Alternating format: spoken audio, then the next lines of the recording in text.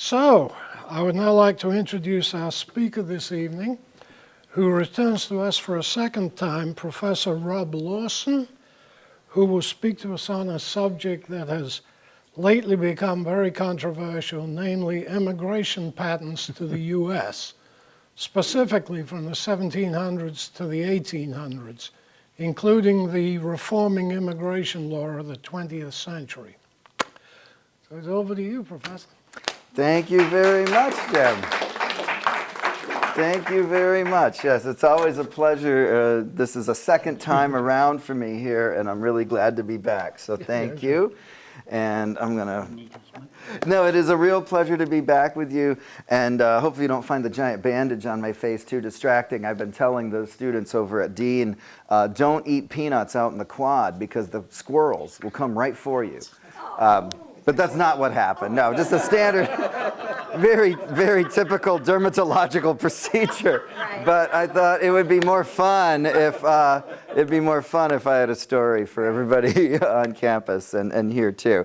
But it is lovely to be back, and always a pleasure to be with your good selves. So yes, as Jim introduced, I think everybody's aware, immigration is a perennial topic of controversy, actually. And one of the things that I hope to accomplish in doing the history with you all this evening is what happens a lot when we do history is to find that the things that are affecting us, vexing us, or exciting us in any particular time are not usually new. Of course, in every moment, in every generation and in every year, they are new in that the circumstances are always peculiar, particular, and specific to that time. But a lot of the themes and the issues tend to be a little more long-standing. And I think what you're going to find tonight is that controversies about immigration are about as American as apple pie.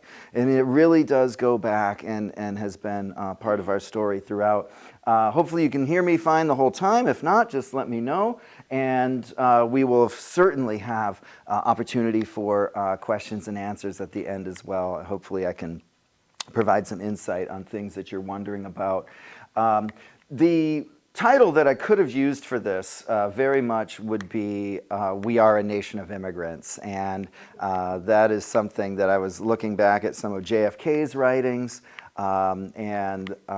I chose immigration in context because I really do want to contextualize what we're experiencing here.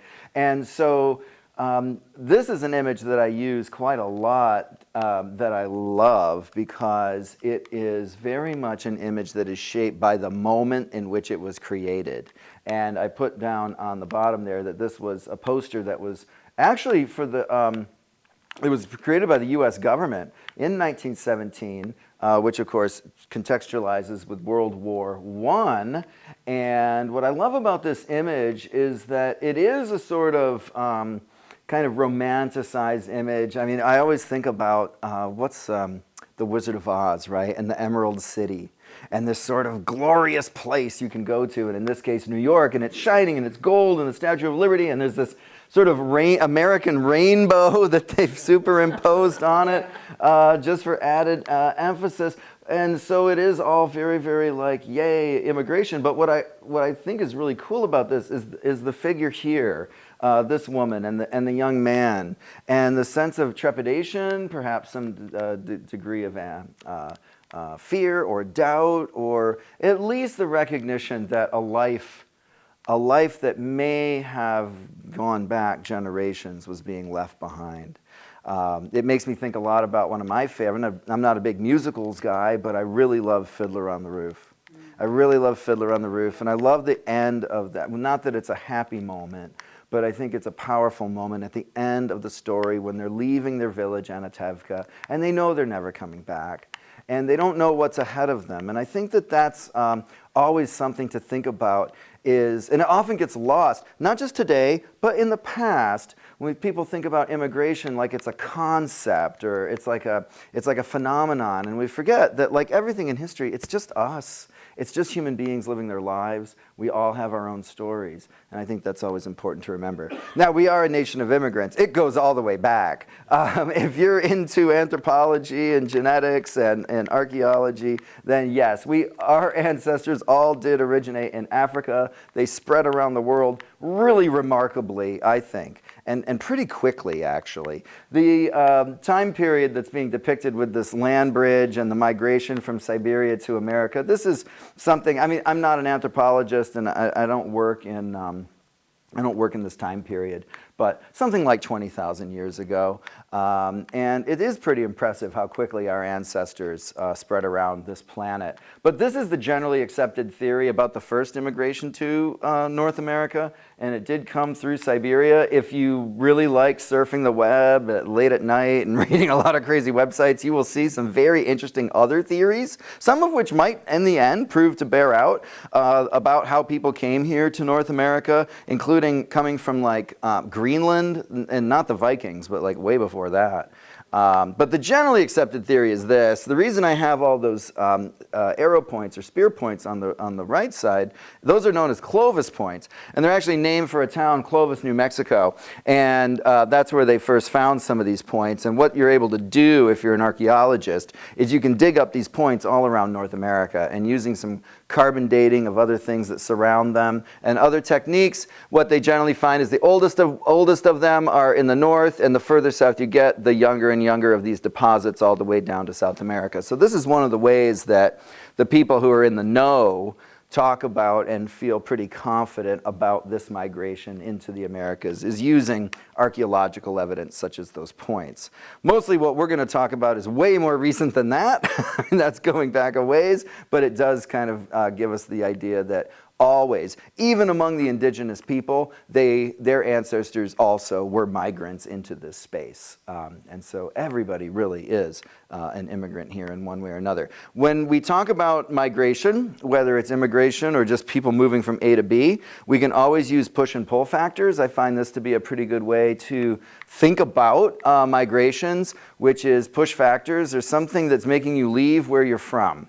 So in any story of migration or movement, it's an A to B. So why are you leaving A? Something must have happened. And I don't know how interactive you guys usually like to be, but I like to be a little interactive. Just what are some of the things that, right off the top of your head, do you think would fit into push factors? Things that would make people... Violence. Famine, religious persecution. What else?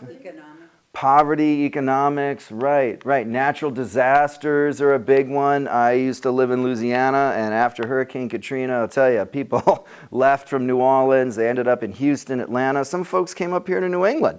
All those different things that can stimulate a person to want to leave. And you can imagine also, sometimes it's a simple flip, like what would make you want to go to a particular place? Well, religious freedom, right, if you've been persecuted. Possibility, opportunities, right?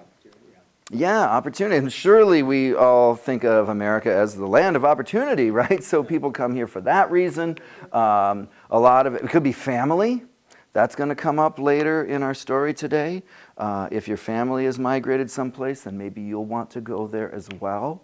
So it's just some of the things to kind of have in your mind as we're going forward. These are always at work. These factors that are making people leave from someplace, and then the factors that are drawing somebody there. Again, I'm not here to talk about contemporary situations, but I think that is some of the thought processes that aren't always in the news articles that I read when they talk about migration. Like, why are these people moving, and why are they coming to one place or the other?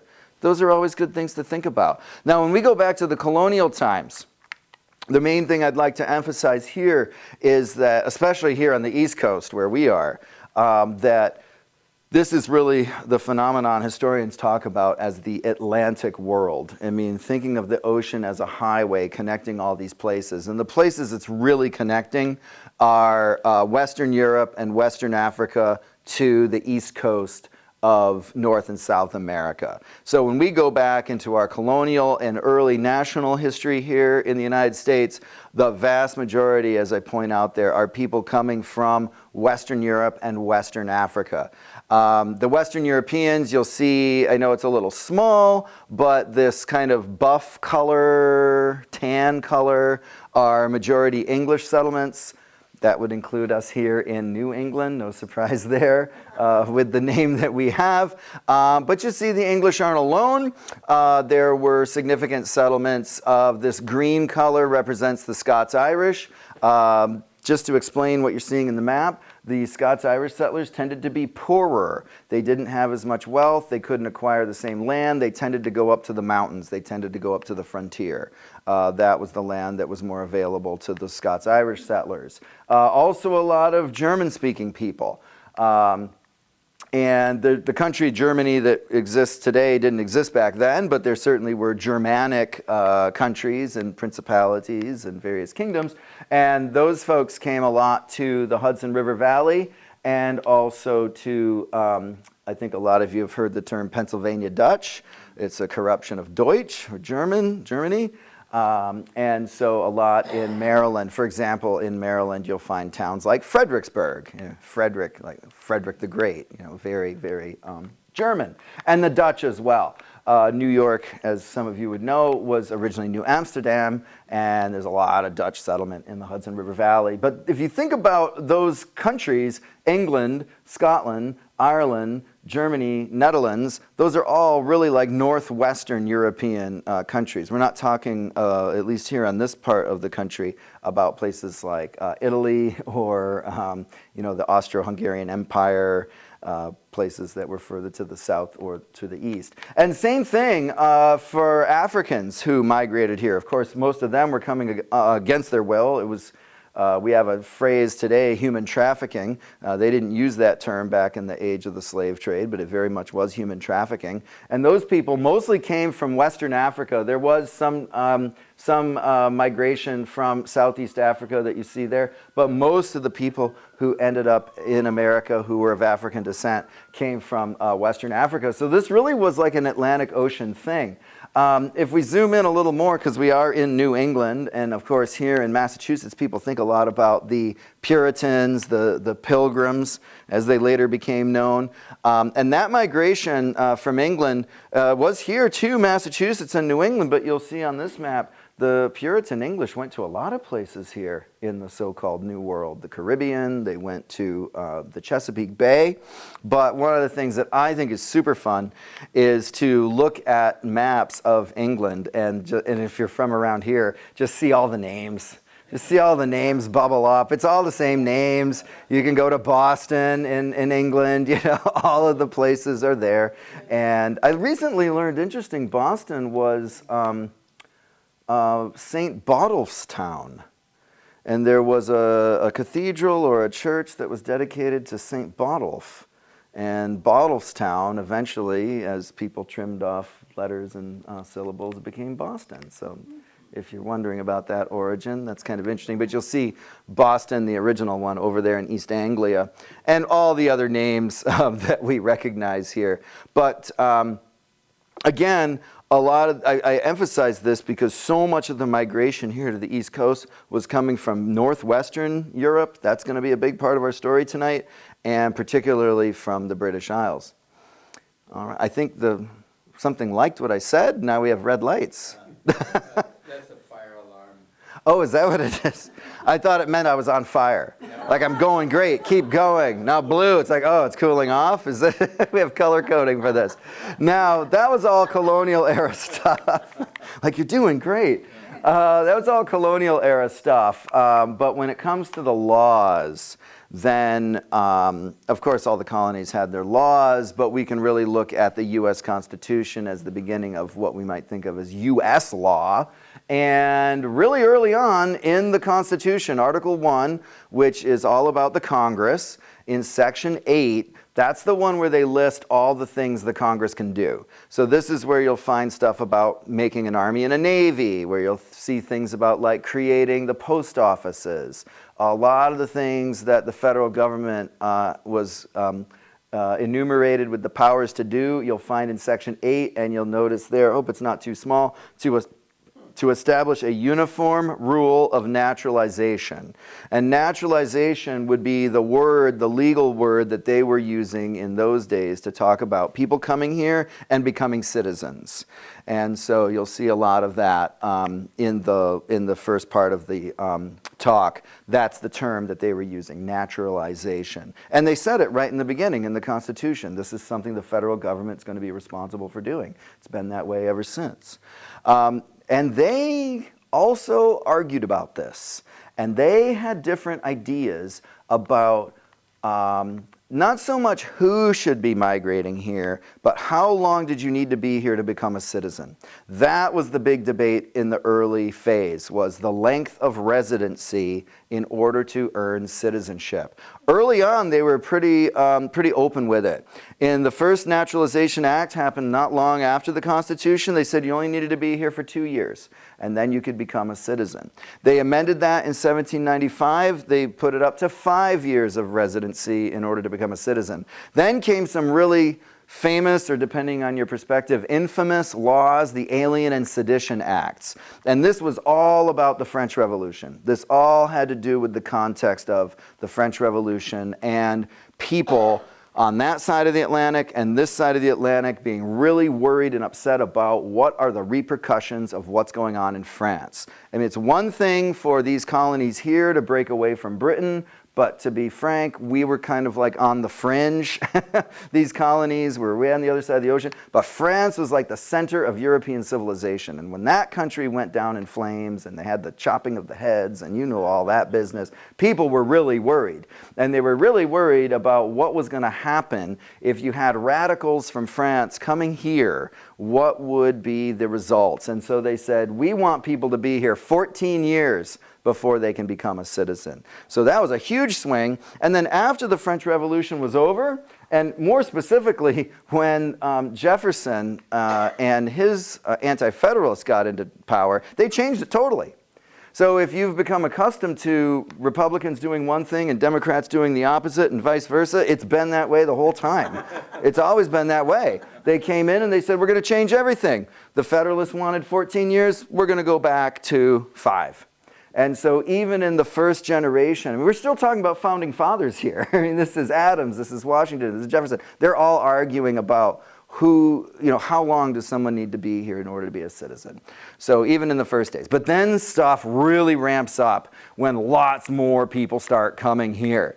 And I think folks here in New England are very familiar with the No Irish Need Apply and the idea that the Irish faced a lot of discrimination. Maybe less familiar is the story that the Germans were really, really discriminated against. And we were talking about in the context of World War I. Now, I didn't bring in a lot of what sometimes are very salacious evidence when the anti-German sentiment, but it was big in the 1840s. You can see some of the numbers. Up to the 1840s, they were used to 10 to 100,000 people showing up here a year. But between 1845 and 1854, there were almost 3 million people arrived in these shores. And many of them were Irish, many of them were Germans.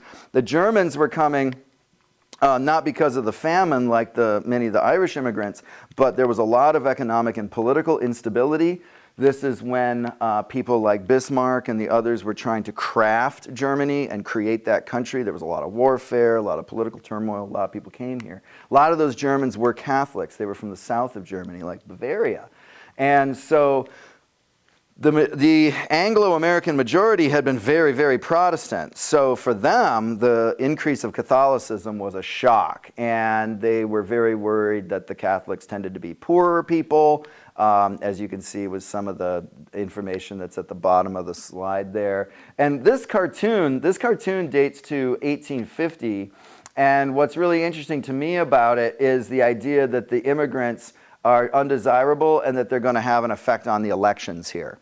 And the idea is that they're actually stealing, if you can see that, they're stealing the ballot box during all the mayhem that's sort of behind them. And you've got Irish whiskey and lager beer to indicate the Irish and the Germans. And so the groups may change, but there's a lot of history of not only questions about the people who are coming, but how it's going to affect the civil society. And so there was a whole party that grew out of this. They were called the Know-Nothings. And it was a very secret society at first. That's why they were called the Know-Nothings, because if you ask somebody, oh, are you a member of this, or do you know about it? They say, no, I know nothing. I know nothing. And so they became known as the Know-Nothings. Now, if you've seen that Scorsese film, Gangs of New York, with Daniel Day-Lewis, he's actually portraying a real-life person, William Poole, who was a, we would say boxer, but in the 19th century they used the term pugilist. And he was a fighter, and he wasn't just a fighter in the ring, he was a fighter in the streets. If you've seen that movie, Gangs of New York, it's extremely violent. And that is a fairly accurate depiction of the social scene in New York City in those days. And so you can see the flag that they flew. And I've got the engraving of the actual William Poole and then the still shot from the film. You can see what the flag says, be aware of foreign influence. One of the things that's harder to discern in this primary source image is that here in the field of stars and under the banner and the eagle, it's hard to see, and it says 21 years. That's how long the Know-Nothings wanted people to have to reside here before they could become a citizen. 21 years of residence, and then you could apply to become a U.S. citizen. That didn't pass. That never made its way through. This party ended up dissolving. A lot of them did become Republicans under Lincoln because the Civil War began to dominate the political scene, and people were a lot less worried about immigration once the country had split in half and the people were at each other's throats, and the battles of Gettysburg and so on and so forth were happening. So this party didn't last very long, but they were very much a nativist party, very much, as you can see by their flag, worried about immigration and wanting to have really, really strict immigration rules. Then things changed a lot after the Civil War. And this is a really dramatic shift that happened, and I'm trying to illustrate here with this map. So now you can see the dates up in the top left, 1880 to 1919. So this is what we would refer to as the Second Industrial Revolution. So coal and steam, they've already done. This is now going to be Rockefeller with oil, Carnegie with steel. We're moving into that more modern kind of building the 20th century America that a lot of us were familiar with. And when that happened, immigration also changed a lot in two ways. One is just in volume, so the quantitative change. More people started coming here than ever before, and I'll show you some numbers on that in a second. And then the other thing is different type of people came. And I always emphasize when I say this, when I say qualitative, I'm not trying to indicate people are high quality or low quality, just to indicate different types of people. And in this case, mostly national origins, and a lot of things that go along with that.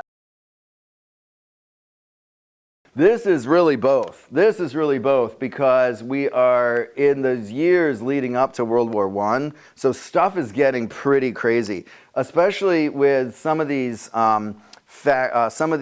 figures that we see, like Italy was being put together as a country as well. Italian culture is very old, but the country of Italy is younger than the United States. It only dates to the 1860s. And a lot of warfare.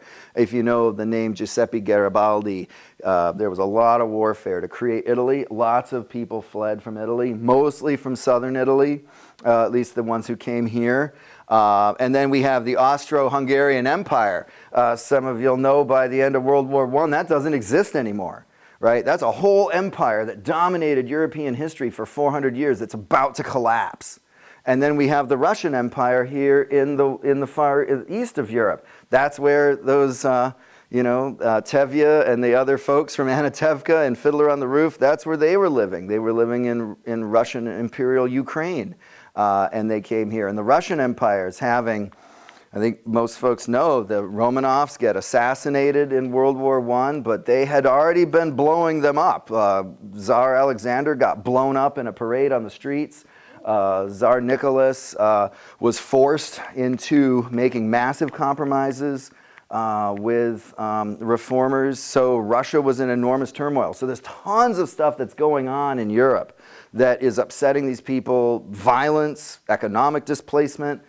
And then, while all of that mess is happening, especially with World War I, you've got the huge economic boom here with industrialism. So people are giving up sometimes hundreds of years or more of their lives to come to this strange foreign land and start over. What you can see here is that people were coming from Canada too, especially here in New England. This is where we get a lot of the French-Canadian immigration from New Brunswick and Quebec. People are coming here, Lawrence and Lowell and Haverhill, and they're going to work in the mills and Woonsocket, for sure, right? People, Woonsocket, exactly. People are coming from French Canada here to New England to, you know, some of our most famous New Englanders, Jack Kerouac, right? The author, his family came here at this time. So a lot of folks coming from Canada, but way more are coming from Europe. And you know what's so interesting about this is we look at the big numbers. Yes, a lot of people coming from Britain. Yes, a lot of people coming from Ireland. Yes, people coming from Scandinavia. But those numbers are being dwarfed by Italy, the German Empire, Austro-Hungarians, and the Russian Empire. What I think is important to point out about the German Empire and Austrian-Hungarian Empire is that those are not just the countries of Austria, Hungary, and Germany. This is a whole bunch. Basically, Poland didn't exist at this time. So this is a lot of Polish people. These are Czech people. These are folks of a lot of different Slavic origins. This is also when we have lots of Ukrainian and Russian and Polish Jews immigrate to America at this time. So it's more diverse than the numbers would indicate. But the main thing to notice is this huge shift from North and Western Europe to South and Eastern Europe. That's the big shift that happens. And I've indicated some of the ethnic groups here.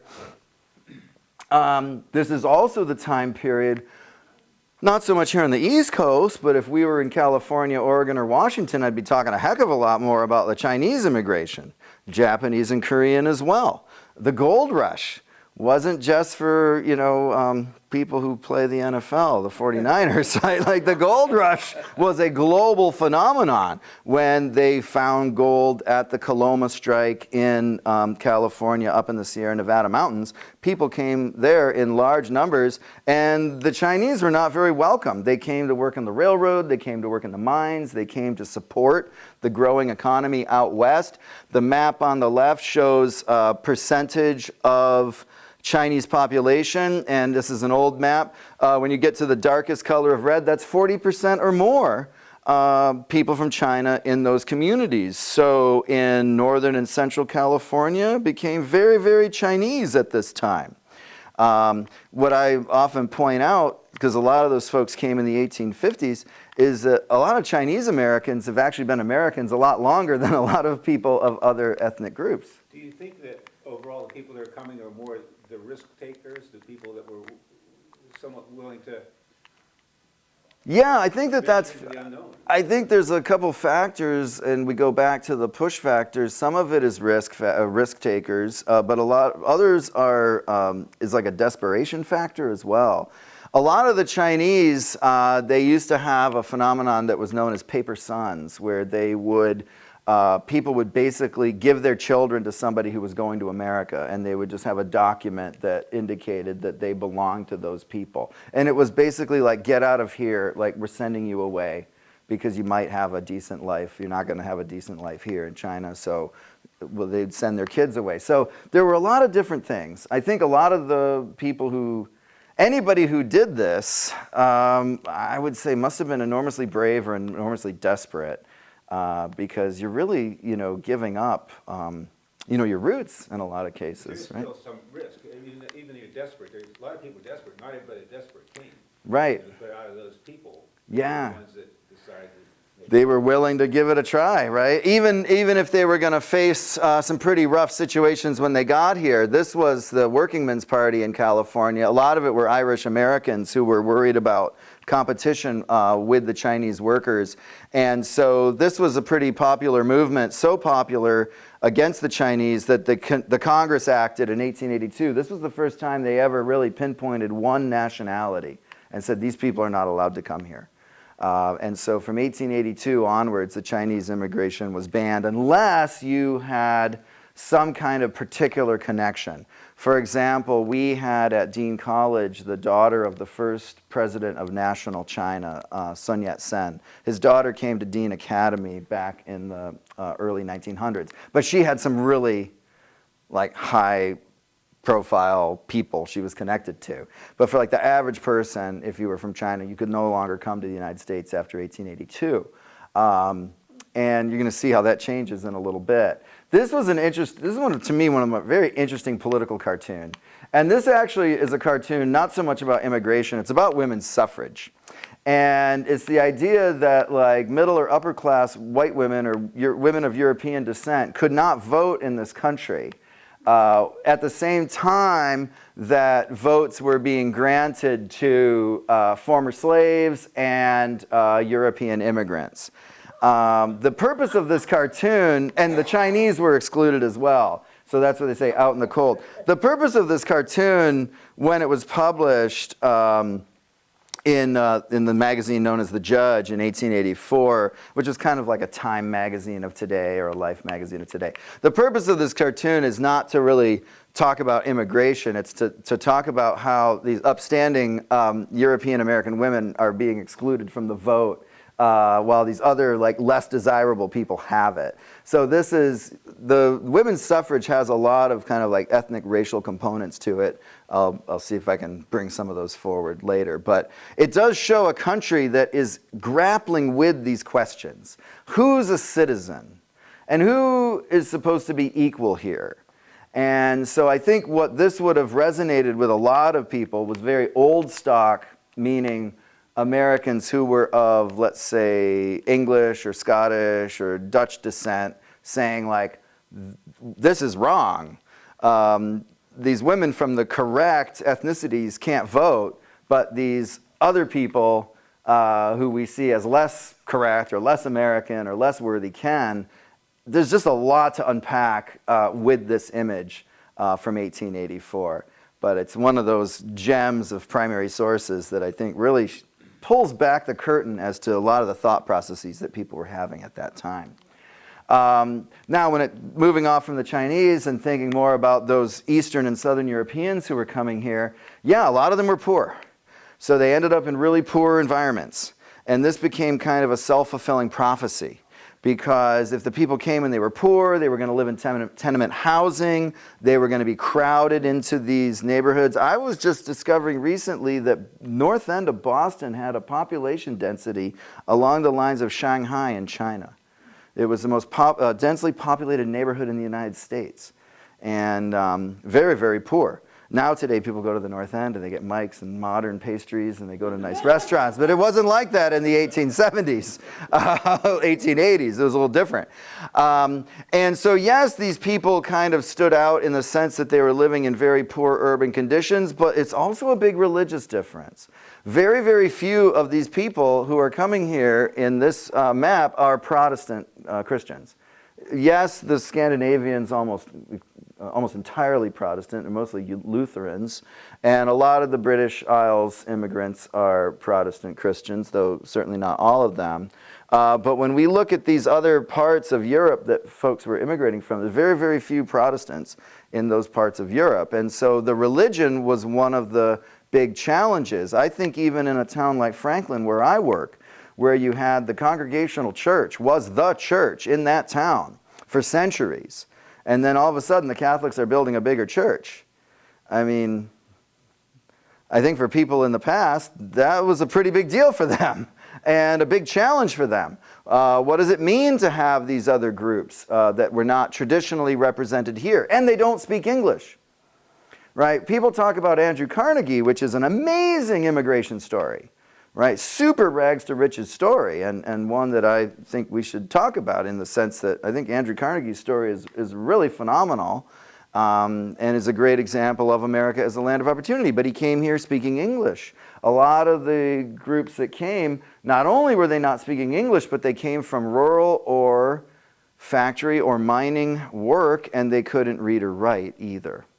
So when we talk about things like literacy as a test of citizenship, or at least literacy as a test of voting, I think a lot of you have heard about literacy tests and how those were used in the past to talk about who could vote or who couldn't. So there's a lot of things that these people were going to have to, a lot of risks they were taking, a lot of challenges they would have to overcome. And there's tons of them. And there's tons of them. So we can't forget the numerical aspect of this story.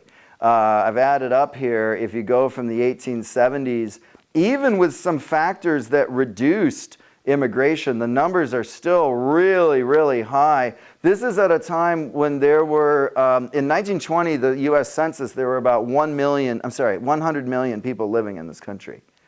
And if you add up all those numbers, you're going to get to 30.5, at least if I did my math correctly, my addition. So that's about 1 out of 3 people at that time who either are foreign-born or they're children of people who are foreign-born. And so that made America really diverse at that time. And a lot of people who were really, really different. And so the government responded and they created Ellis Island. There was very little regulation. We actually just published in the New England Journal of History a really interesting piece about immigration regulation prior to things like Ellis Island. And mostly what it was state level, and it mostly put the burden on the ship captains of people who were bringing immigrants to these shores. And the ship captains were responsible for bonding or putting up money for their passengers in the event that they ended up destitute or in the poorhouses, so that the towns of Massachusetts, this was a specifically Massachusetts study, so that the towns would not be responsible for the people who had come off the boats. If they ended up destitute, it would be the ship captains who were responsible for that. And this was called bonding alien passengers. And it's a really interesting phenomenon that happened in the 1800s. But beginning in the 1890s, the US government started to step into this, and they created Ellis Island and other immigration stations. And these are fascinating histories in themselves. It's not just about ethnicity and immigration. It's about a lot of things. They were, I'll use some terms that we probably wouldn't use today. They were looking for people who were designated as imbeciles. This was one of the main things they were looking for, was imbecility. People who they deemed not to be mentally fit. They were certainly looking for people with infectious disease. This was a huge thing that they were doing at Ellis Island. There's sort of a popular memory of Ellis Island. I don't know about you guys, but for some, you go to Ellis Island like, yes, this is where we celebrate immigration. I don't think it was a very comfortable or positive experience for most of the people who went through there. It was an inspection station. And so people got graded. They had medical doctors.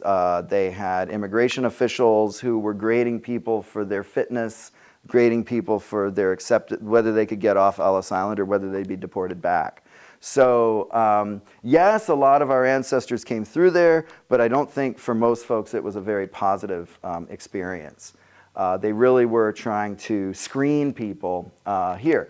So we get some really interesting kind of ironic and paradoxical aspects of this. I mean, one of them is really welcoming. I think a lot of you know this poem, right?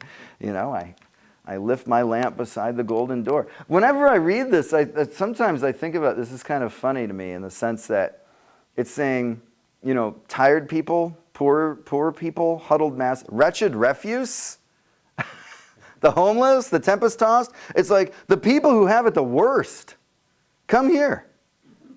Come here.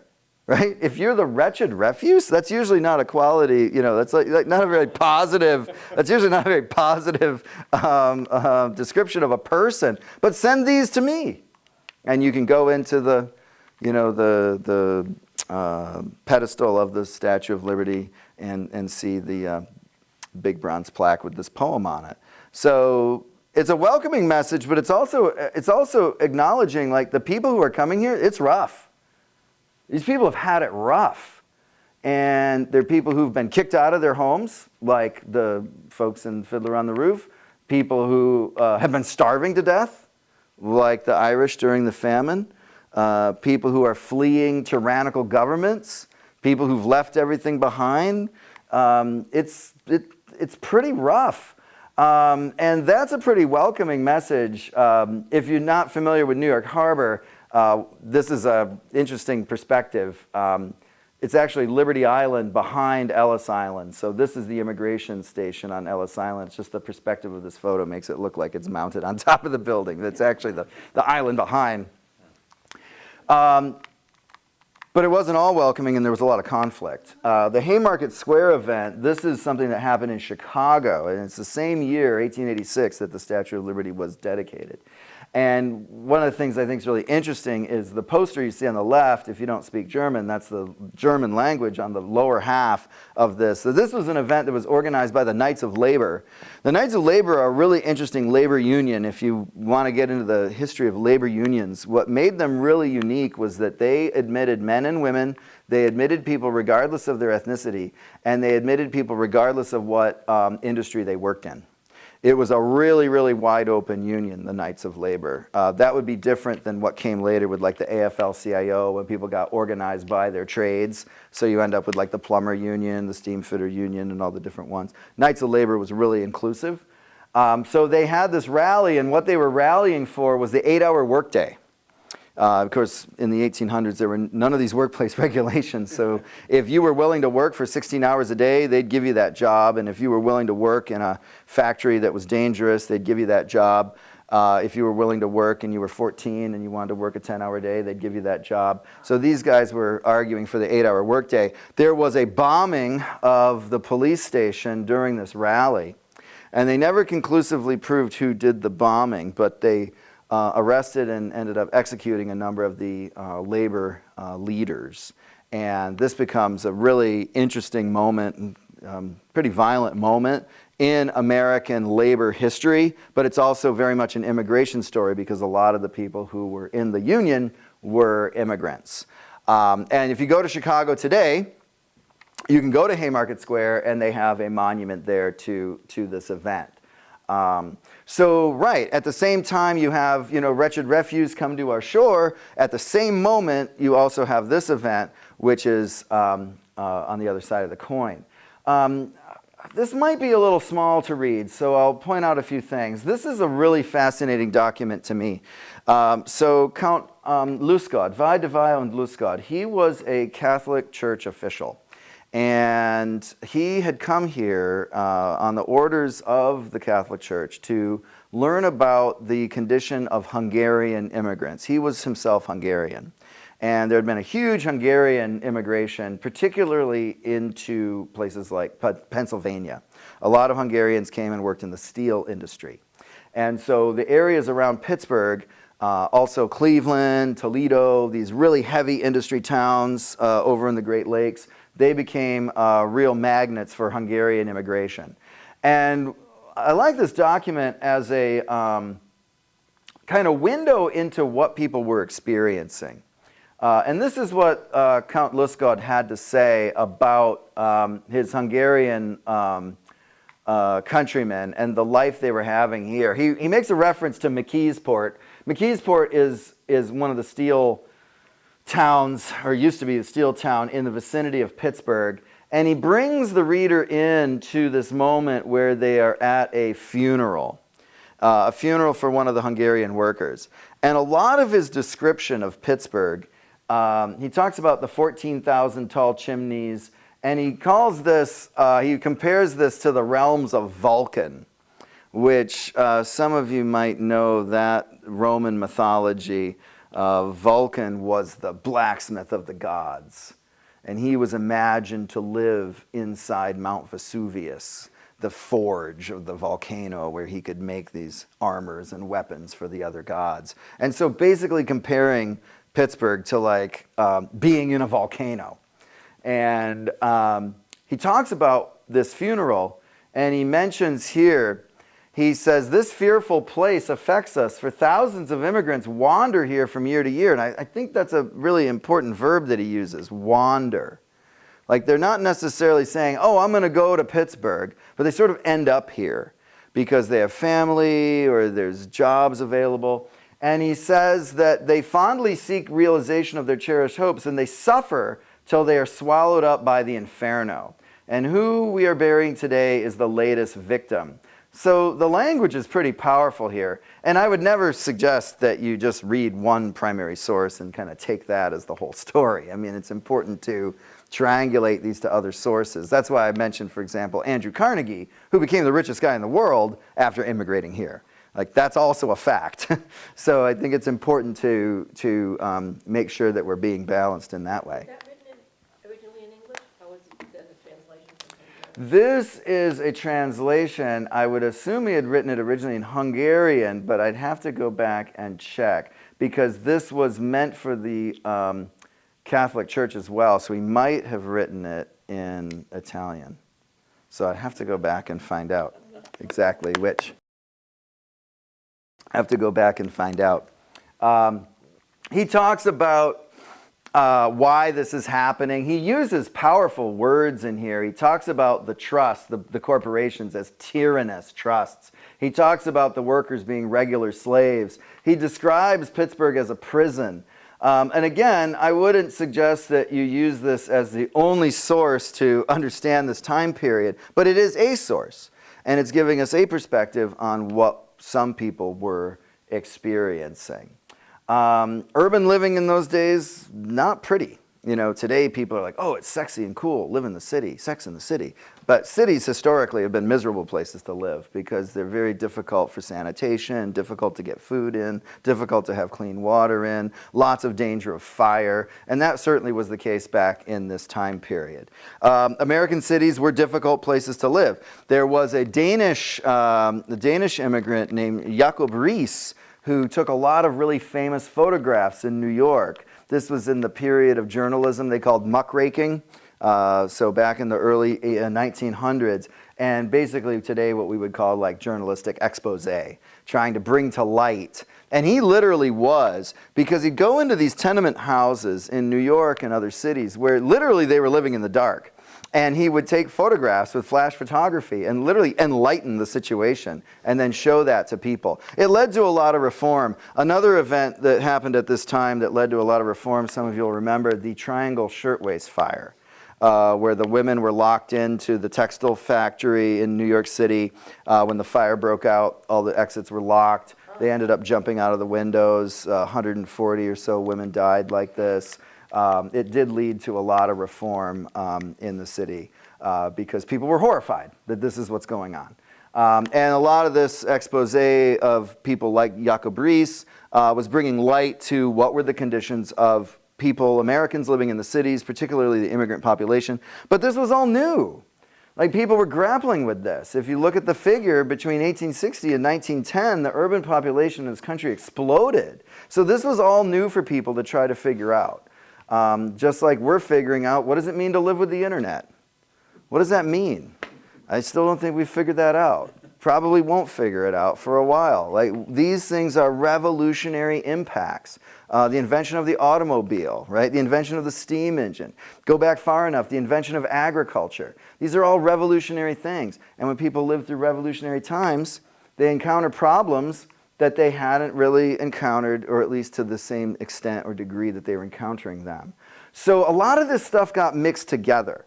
The growth of cities and the problems that came with that, the growth of immigration and all these different people, and they came from different languages and religions, and they're all clustering into the United States. And a lot of the old stock folks were like, not so pleased. This is of many of you know John Singer Sargent paintings. There's a lot of really fantastic ones around, especially here in the Northeast. You can see a lot of these great paintings. And the thing that's crazy about cities is that the rich people are really close to the poor people. Right? You know, you can go a few blocks and it's like, okay, there's the penthouse, and then over here are the slums. And in the cities, especially then, there was a confrontation between wealth and poverty in ways that people had not been seeing each other before. And so it got people really thinking about this in ways that they hadn't before. Kind of like the way, again, the internet exposes us to other people and other people's experiences in ways that we wouldn't otherwise see if we weren't on the web and couldn't do social media. So there was this huge contrast between the sort of old stock that saw themselves as very clean, upright, and healthy, and the new folks who they saw as very dirty and poor. And these were in people's faces. especially in the cities. And there was a lot of talk about what to do, how to solve this. Cubberley, E.P. Cubberley was, as you can see, if you can read the text there, he was an education professor out at Stanford. And he was really worried about what are we going to do with all these new people from Italy and from Poland and from the Czech Republic, well, what would become the Czech Republic, all these Eastern and Southern European people. And he said they're illiterate, they're docile, they lack in self-reliance and initiative. They don't have Anglo-Teutonic conceptions of law and order. Anglo-Teutonic is like like English and German. Teutonic is Germanic. They don't believe in the things that we believe in. They're going to dilute our national stock. They're going to corrupt our civic life.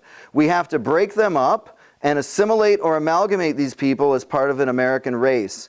And as far as can be done, instill in them, or he says implant in them, Anglo-Saxon conception of righteousness, law and order, and etc. This, by the way, if you go out west at this time, is what's happening to Native Americans in the Indian schools, where young Native Americans are meant to go live in these schools. Many that were founded by religious groups, the Quakers were really involved in that, to try to assimilate people into American culture and move them away from their native ways and their languages and customs that they had brought and bring them into a national fold. So this is where we get the melting pot idea, that you can put people into this melting pot and you can heat them up and they will lose their distinctiveness and they'll come out with these American qualities. So you see some political cartoons like this one, basically like mixing up all these different ethnicities, and the only ones that don't really fit in, this is like the radical Irish.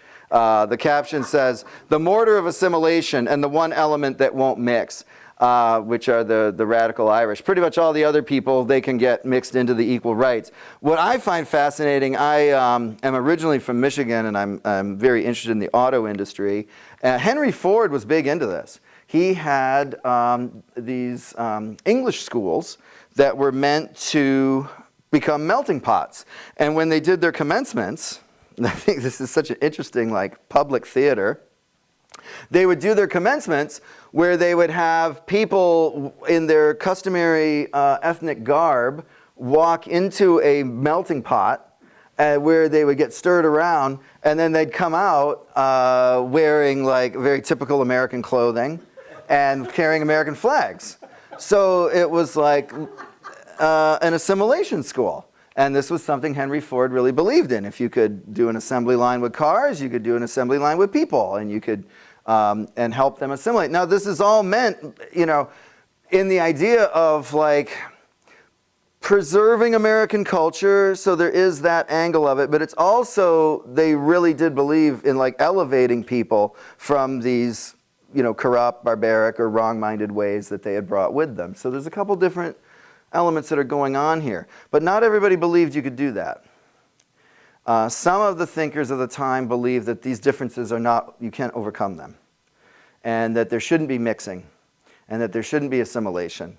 This is an author, Madison Grant, wrote this book, Passing of the Great Race. I actually mentioned this to the group when I was here a year or two ago, because this was informing a lot of the 1920s culture when we were here talking about the 1920s and the Roaring Twenties. And I pulled some quotes from this where he said, there's the higher racial types, such as Nordic whites. If you mix them with lower races, it results in the decline of the higher race. So he says the cross between a white man and an Indian is an Indian. The cross between a white man and a Negro is a Negro. Children of mixed marriages between contrasted races belong to the lower type. So we have to transmit unimpaired purity of the blood inheritance. And in future time, this will be fully appreciated. So you'll see this type of language talked about. I mean, yes, the Nazis talked about this as well. Lots of people did. I think it's really important to understand that the Nazis were not out on some limb like the only people talking about things like racial purity. A lot of people were talking about racial purity. The Nazis probably took it to, you know, this most extreme and horrific level, but a lot of people were talking about this, and here in the United States as well, that race mixing, as they defined it, would dilute or corrupt the higher race. And this is when the Ku Klux Klan came back. So the Klan had started in the South as a response to emancipation, but when the Klan came back in the 20s, it was really about immigration, and they were really against Catholics. That's why the Klan was very popular here in New England. They were popular nationally. This is Hiram Wesley Evans. He was a dentist from Texas. We actually share an alma mater. Don't love that, but hey, facts are facts. We both went to Vanderbilt. And so he published this article in Time. This was not in Time magazine. He was on the cover of Time, as you can see. But he published this article in the North American Review. And he said, you know, we're a movement of plain people.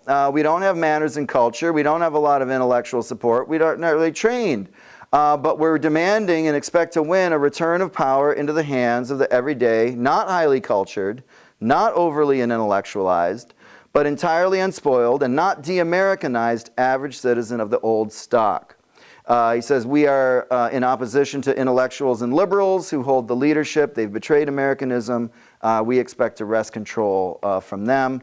And he says, yes, we are thought of as hicks and rubes and drivers of secondhand Fords, which I think is a really interesting historical moment. And he says that we've come to speak for the great mass of Americans of the old pioneer stock. And talks about, you know, we are distinguished from the intellectually mongrelized liberals. These are, in the first place, a various blend of peoples of the so-called Nordic race, the race which, with all its faults, has given the world most of civilization, and we do not try to represent any people but these. So this was a pretty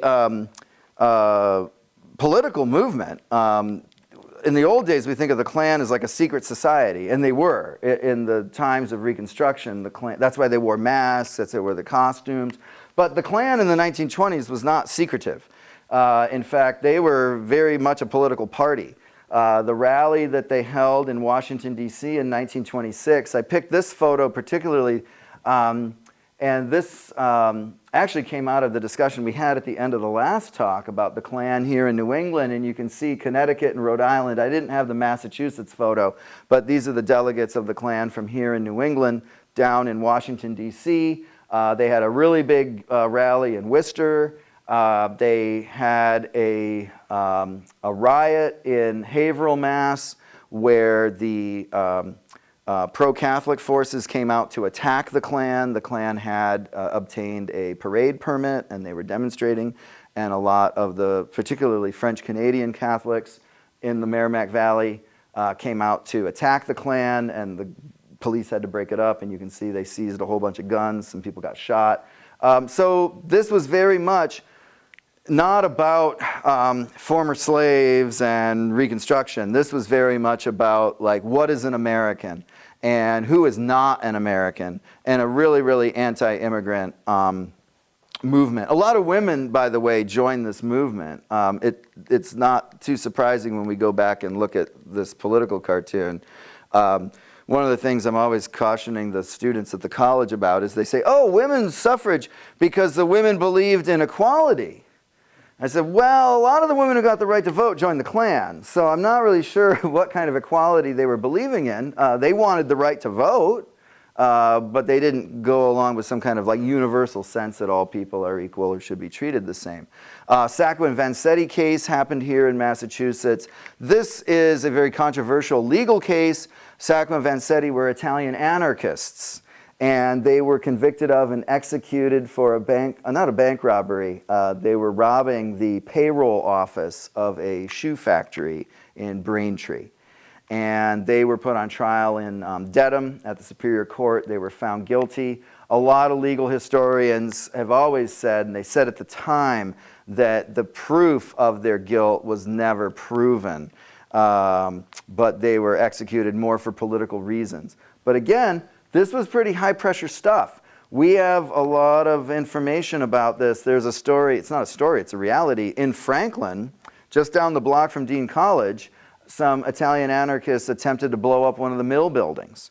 And the bomb detonated prematurely. They blew up themselves, but they were trying to blow up a mill. And 1919. Wow. Yeah, did you know some people who... My father was in Franklin at that. Oh, yeah. And it was a really tough part of Franklin history because a lot of people were like, they didn't, it's like, wow, that was like my family members or something. People didn't want to talk about that very much, and it was kind of a suppressed history. But so this was high stakes stuff, right? I mean, there's riots going on, there's bombings going on. This was a fairly violent moment. And there was a huge response to this, which was the Immigration Act of 1924. There were so many people coming. In between 1920 June to June 21, almost 1 million people arrived in the U.S., and that's when the U.S. government started to act. They passed a preliminary law in 1921, and they followed up with the Immigration Act of 1924. This is a really, really, and I don't mean this in any kind of political sense, but just in a pure sense of, it was a really conservative law because they were trying to go back to the way things had been before. So what they said was they were going to allow in 2% of people from different countries based on their presence in the 1890 census. So we do the census every 10 years. The most recent one they could have used would, of course, been 1920. But they said, we're going to go back to the 1890 census and use those numbers. And I've actually got the numbers here for you. So you can see what they were trying to achieve. And it goes to what the Klan was saying and what Cubberley was saying and some of the others. They're like, we want more people from North and West Europe. We want more of the old Americans. We don't want the new people. And so you can see from Germany, Great Britain, and Ireland, they were going to allow in, if we add those up, that's over 100,000 people from those countries. They're going to allow 10,000 people from Sweden, another 6,400 people from Norway, all these very North and Western countries. But when you look at how many people from Poland they were going to let in, fewer than they were going to let in from Norway. Even though Poland's a much larger country in terms of population. From Italy, where so many people had come, they said, that's it. We're done with the Italian immigration. Only 3,800 Italians would be allowed in that year. That's like 1 out of 10 of how many they're going to allow from Great Britain. So this is really saying there's certain types of people we want here, and there's types of people we don't want here. And this law would stay in place in one form or another up until the 1960s, and I'll get to that in a second. But here you can really see, this isn't just somebody saying hey, we want the old, I believe that people should come from Britain. They really put it down there in the numbers. If you're from these older countries where people came in the colonial times or earlier times, you're welcome. But if you're from these newer countries, not so welcome. Yeah. Yeah, so so a lot of this is also, there's different diplomatic things that are happening. So when they negotiated this, for example, you'll notice none of this is Latin America. They didn't include Latin America in this law. So something, and I don't know the specific answer to your question, there must have been some kind of arrangement or thought that Egypt somehow wasn't Africa. Culturally, Egyptians are not African. So it must have had something to do with that. But then Egypt is way down there. Yeah, they get their own number, right? So that's a really good thing to go back and look at. What was going on there? Because everything in legislation, there's specific ideas that work their way in. And that's where we go back and look at even deeper primary sources to try to understand those things. But it's complicated. Remember how I said the French Revolution was affecting things? World War II affected things. They ended the Chinese exclusion because China was on the US side fighting against Japan. And so that was what stimulated them to say, Chinese people can come here now, because they wanted to build positive diplomatic relations with the Republic of China. This is prior to Mao Zedong and the Chinese Communist Party, right? So it's not just about Asians, right? When Japanese Americans were facing enormous discrimination during the war after Pearl Harbor, and a lot of Japanese Americans, even citizens, right, were put into detention camps. And there was a lot of really, really anti-Japanese feeling in the country, but the government was saying, no, but China's our friend. So we got to make sure we know the difference. And we want to treat these groups differently. because of the politics of World War II. So that always has a play into it too. Same thing in the Cold War. When people are really worried about infiltration of communism, they passed the Internal Security Act in 1950 after World War II. It was sponsored by a Nevada Democratic Senator, Patrick McCarran. And this is just one quote that I thought was very interesting from that 1950 law. There are, under our present immigration laws, numerous aliens found to be deportable, many of whom are subversive, criminal, or immoral classes. They're free to roam the country at will without supervision or control. And so this was a law that they put into place in 1950. They actually strengthen it in 1952. Then we get to a different Cold War context. The era of the Vietnam War, the era of communism in Cuba, the era of John Kennedy, the Peace Corps, the United States trying to be a leader in the world in a different way. And that was when they reformed the law. The 1965 immigration was a pretty big deal because it got rid of that national quota system. And they said, we're not going to identify people by their country of origin. We'll identify them by their personal characteristics and if they have family here. That became the major criteria under the 1965 law, was what is your profession? Do you have skills? And they didn't really worry too much about, well, at all, where people were coming from. They were more interested in the personal characteristics of that individual, and did you have a family connection? So if you had family here, then you had an in. If you were skilled, if you were a professional, if you had demonstrable skills, you could come in. And so that was like the big change was 1965. I've definitely used up my time, but what I would say is, and I'm not going to say this is the only thing you should read. This is an article that you can read. If you're interested in what has happened since the 60s, the Organization of American Historians has put out this article. You can scan that QR code that'll take you to the article by Professor Coleman. And it's a short article that kind of takes you through what's been happening since the 60s. So she gets into the 70s and 80s and some of the... And what I like about this article is that she's fairly even-handed in that she's showing how both Democrats and Republicans have had struggles even within their parties trying to figure out what is their immigration stance. And so, again, I would not recommend that as the only article to read. You can grab one of my cards. I can send you more stuff. You can do your own research, obviously. But it is an article that I think succinctly covers what has been the state of play in the last 60 years. So with that, I shall say thank you for your attention, and I'll be happy to entertain some further questions, though I really enjoyed the ones we had so far. Talking about Ellis Island, I remember reading an article, and I thought, it always stayed with me because I thought it was so pathetic. The people coming into Ellis Island, as you said, it was an inspection station. And, you know, these poor devils were getting off a boat, they've been half-starved, they've made it here. And going into Ellis Island, there was a long flight of stairs. Mm-hmm. And they would watch the people going up the stairs, and they were looking for people with tuberculosis. Yeah. And if they ran out of breath and they couldn't make it, they'd pull them out. I mean, to have got that close and then put back on the boat, it's just unbelievable. Yeah, that's an interesting specific story of that. We have documents, and I'm happy to share them with you, of the medical doctors who were working at Ellis Island and what they talk about, what they're looking for. And you read it, and like a lot of medicine and science and other things from the past, you know, we all have our kind of present bias. So like you read these things and you're like, oh my God, like that's really what they were looking for.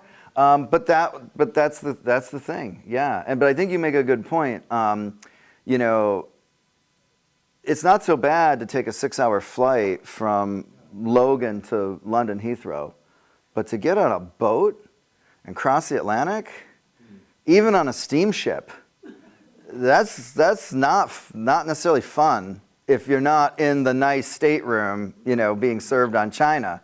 So I think in the steerage, right? I think it makes a good point. And the things they were looking for, I think a lot of modern medical people look at them and they're like, yeah, none of this really makes that much sense. But they were using the techniques they had at the time, measuring things like the distance between the eyes, all kinds of things that probably wouldn't stand up to a lot of medical muster today. Yeah, that's a good anecdote, though, about that. Yeah. When this talk ended in 65, has a lot changed from then till now? I mean, would it be worth having a talk on that? I mean, Yeah, one of the huge things I mentioned that they weren't regulating as much, even though I have the photo of the Border Patrol down on the Mexican border, they were not regulating as much immigration in the Western Hemisphere. So people from Latin America, Canada, the Caribbean, it's been a lot more free-flowing. What they were really alarmed about back then was the European immigration. So what's happened since the 60s has been a huge increase in immigrants not coming from overseas as much, but it's coming from our hemisphere here. So, but as far as, you know, the demographics of that, yeah, that's a big story. But what hasn't changed as much is comprehensive law. So if you go to read this article, one of the things that I think you'll pull from this is that we can go back in the past and we can see there were really big laws that were passed about immigration. And that hasn't happened as much since the 1960s. It's been a lot more piecemeal, and there's been, I think that's kind of why we're in a moment now where people are looking at who is responsible for this. Is it the states? Is it the federal government? It hasn't been as clear of a picture as if you go back prior to 65 when it was pretty clear what the laws were. And then again, until you get back to like the early like colonial period where it was really like a hodgepodge and it was really willy-nilly. So I think that's one thing that I would say is a difference between the 60s and now versus the 60s and before, was that it was a lot more clear-cut what the national law was. But as you'll see in this article, a lot of that has to do with the two parties within themselves have not been able to internally come up with really clear ideas. The Republican Party is a little easier to see that in because you had, for a long time back in the 90s and early 2000s, you had sort of a cultural wing of the Republican Party that said we don't want so much immigration, but then you had the capitalist business wing of the party saying we want all these people to come because it's cheap labor. And that's usually the tension that exists, is economics versus culture. And I think that's been the case throughout a lot of American history, is are we thinking about money or are we thinking about cultural things? And that's probably true for a lot of stuff and not just immigration, honestly. Yeah, other good question. Other things folks anything you want to go back to or touch on again? Well, just one thing that you mentioned just now, that you can't just hop on a plane. Like way back, when these people were leaving Ireland and Italy, when they saw their kids get on that boat, they were gone forever. Mm. I mean, there was no hope they would ever see them again. Right. Where now, you know, they can come and go back and forth. Or you can FaceTime. Yeah, which, right, yeah. Back then, it was gone forever. Yeah, yeah, really. And some of those connections never, you know, like in the case of Mexican immigration, there's a lot of stories of people going and coming back, going and coming back. But then again, you're talking about, it's a lot easier, right? And you can just go there and come back. But yeah, really, a lot of these stories. And again, I would say if you find that interesting, look at this case of the Chinese paper sons. I mean, this was really something where people were just like, take the kid, you know, take my kid, and hopefully they'll have a better life. And people really were saying, you know, goodbye and never to return. So I think that for me, as I started off with, for me, always in history, it's all, they're people like us, so we all know how complex and interesting our lives are and the relationships that we have. So I'm always trying to, as a historian, reconnect with that. Some of this stuff is kind of 30,000 foot view, especially when you look at like numbers, but then you think about, okay, if I'm trying to immigrate here from, you know, Portugal or Hungary, and I'm number 474. So you go, you don't, right? We're done. We already reached 474. And it doesn't matter what your story is. So I think it's always important to get past some of the bigger picture and always think about individuals. And of course we all, to go back to the, the first slide really of the whole thing, like we all have these stories. Some of us may remember them, some of us may not, but we all have these stories. Even if you talk, some of the Native American tribes, like the Catawba people of North Carolina, in their oral history, they talk about getting to North Carolina. They're like, we didn't come from here. Like, we got here from someplace else. The people who will say that they came from where they are the Aboriginal population in Australia. But I think one of the reasons for that is that they arrived in Australia 45,000 years ago, before human speech. So it probably was impossible for them to record that journey. The technology of communication just didn't exist. You can't tell anybody anything. Whereas by the time people get to North Carolina, we're only talking about 5,000 to 10,000 years ago. So those stories are much more recent stories. So I think, what's interesting to me about migration is that we're all there. I've moved around a lot in my life. Maybe some of you are native to Foxborough, but you don't have to go too far back to find people moving around. And we've all moved around quite a lot historically. Yeah. As far as people that are born in the U.S. of non-U.S. citizens, has that rule changed over time as well? As far as being Oh, yeah. That's a great question. So that's a constitutional question. And what that goes back to is right now what we've had since the 1868 is the 14th Amendment. So that is what has been dictating people's birth status as relating to citizenship. But if you do go back, and I don't have the documents with me, so I can't really point specifically to it. But if you go back and look at these laws back in the early American period, they do talk about children of immigrants following their parents' citizenship.